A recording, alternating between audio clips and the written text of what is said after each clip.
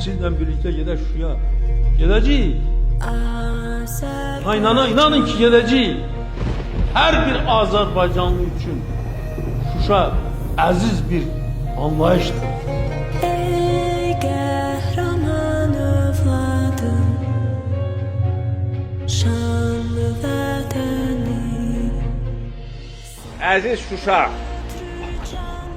sən azadsan. Əziz Şuşa, biz qayıtmışıq.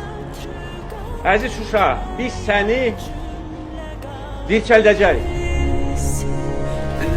Üç renkli bayrağım, Şuşa bizimdir. Qarabağ bizimdir. Qarabağ Azərbaycandır.